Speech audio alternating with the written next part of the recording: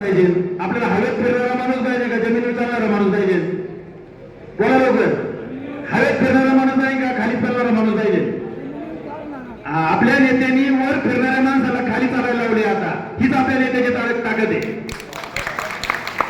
त्यामुळे आपण सर्वांनी हात जोडून विनंती आहे, आपण आपल्या गावामध्ये आपल्या नातेवाईकांना मतदान करण्यासाठी सर्वांना सांगायचंय की मित्रांनो, आपल्याला आपल्या तालुक्याचा स्वाभिमान जपायचा असेल तर आपण आपल्या तालुक्यातून आपल्या नेत्याला सर्वात जास्त लीडने निवडून आणलं पाहिजे.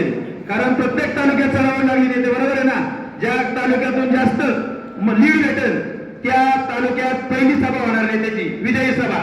तर आपल्या तालुक्यात जर आपल्याला स्वाभिमान लावायचा असेल तर आपण आपल्या तालुक्यातून कमीत कमी 1.25 लाखाचं लीड आपल्या तालुक्यातून नेत्याला दिलं पाहिजे. तर आपण सर्वांनी तन मन धन आपल्या गावातला राजकीय हेवा बाजूला ठेवून आपण सर्वांनी नेत्यासाठी एक दिलाने काम करायचंय.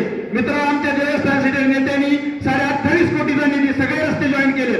28.5 कोटीचा निधी आमच्या देवस्थानसाठी नेत्यांनी दिलाय आणि 10 कोटी गोवर्ग तीर्थ क्षेत्रातून निधी दिलाय. असा आपल्या खासदारांनी तालुक्यासाठी एवढा टोटल निधी नाही दिला, ते एका गावासाठी निधी दिलाय.